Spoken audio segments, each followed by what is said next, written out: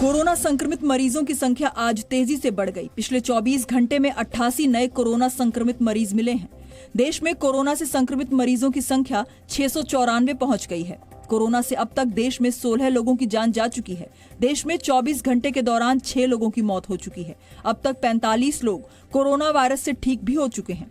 पूरे देश में महाराष्ट्र ऐसा राज्य है जहां पर कोरोना के सबसे ज्यादा संक्रमित मरीज हैं। महाराष्ट्र में कोरोना संक्रमित मरीजों की संख्या 125 है, जबकि केरल में यह आंकड़ा 124 है। कर्नाटक में 58 और गुजरात में 43 कोरोना संक्रमित मरीज हैं। स्वास्थ्य मंत्रालय ने साफ किया है कि देश में अभी सामुदायिक संक्रमण का स्टेज नहीं आया है। स्वास्थ्य मंत्रालय के मुताबिक 17 राज्यों में कोरोना वायरस से लड़ने के लिए अस्पताल तैयार किए जा रहे हैं। स्टेट्स को स्पेसिफिकली हमने कोविड के लिए डेडिकेटेड हॉस्पिटल बनाने के लिए जो रिक्वेस्ट की है, उसके तहत कई स्टेट में करीब 17 स्टेट में कार्य शुरू भी हो चुका है, जहां पर डेडिकेटेड कोविड हॉस्पिटल्स बनाए जा रहे हैं। इसके साथ ही सारे पेशेंट्स का प्रॉपर प्रोटोकॉल के हिसाब से ट्रीटमेंट हो।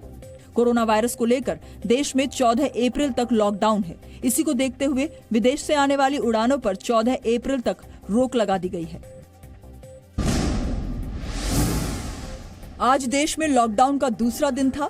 लॉकडाउन का उल्लंघन करने वाले लोगों पर पुलिस ने कार्रवाई की है। उत्तर प्रदेश में अब तक 2941 लोगों के खिलाफ आईपीसी की धारा 188 के तहत केस दर्ज किए गए हैं, जबकि करीब 1,57,00,000 के जुर्माने की राशि की वसूली की गई है। उत्तराखंड के देहरादून में लॉकडाउन उल्लंघन के मामले में 60 केस दर्ज किए गए हैं। 395 लोग गिरफ्तार किए गए हैं, जबकि बिहार के 26 जिलों में 71 लोगों पर एफआईआर दर्ज कर 1,488 गाड़ियों को जब्त किया गया है। बिहार में 37 लोगों की गिरफ्तारी भी हुई है।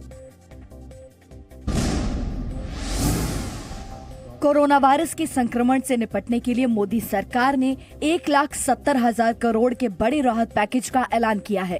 वित्त मंत्री निर्मला सीतारमण और वित्त राज्य मंत्री अनुराग ठाकुर ने आज 3 दिन में दूसरी बार प्रेस कॉन्फ्रेंस की और राहत पैकेज के बारे में जानकारी दी, जिसके मुताबिक 80 करोड़ गरीबों को हर महीने 5 किलो अतिरिक्त अनाज मिलेगा।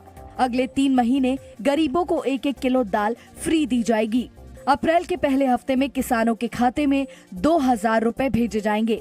8 करोड़ से ज्यादा किसानों के खाते में 2,000 रुपए भेजे जाएंगे। मनरेगा के मजदूरों की दैनिक मजदूरी बढ़ाकर 202 रुपए की गई। विधवा दिव्यांगों को अगले 3 महीने तक 1,000 रुपए की अतिरिक्त मदद मिलेगी। 3 करोड़ से ज्यादा विधवा दिव्यांगों के खाते में पैसा भेजा जाएगा। 20 करोड़ महिला जनधन खातों में हर महीने 500 रुपए मिलेंगे। उज्ज्वला योजना में अगले 3 महीने फ्री गैस सिलेंडर मिलेगा।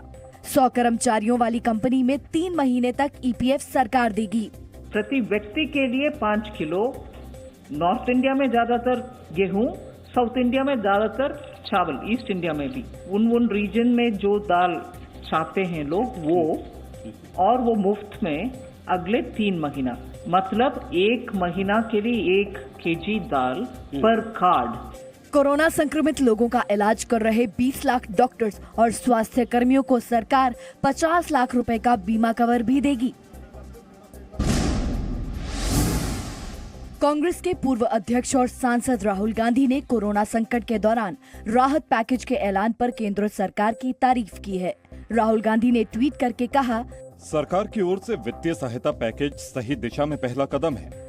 भारत पर किसानों, दिहाड़ी मजदूरों, श्रमिकों, महिलाओं तथा बुजुर्गों का कर्ज है, जो इस लॉकडाउन में परेशानी का सामना कर रहे हैं। इससे पहले कांग्रेस की अंतरिम अध्यक्ष सोनिया गांधी भी मोदी सरकार की ओर से उठाए जा रहे कदमों की सराहना कर चुकी हैं और उन्होंने 21 दिन के लॉकडाउन के फैसले का भी समर्थन किया। यूपी के मुख्यमंत्री योगी आदित्यनाथ ने भी केंद्र सरकार के फैसले पर खुशी जताई है। आदरणीय प्रधानमंत्री जी के प्रति आभार व्यक्त करते हैं। 80 करोड़ से अधिक लोगों जो लॉकडाउन का सामना कर रहे हैं, उनके जीवन को एक नई दिशा देने में इसका बहुत बड़ा रोल होगा। सचमुच ये प्रयास अभिनंदनीय है।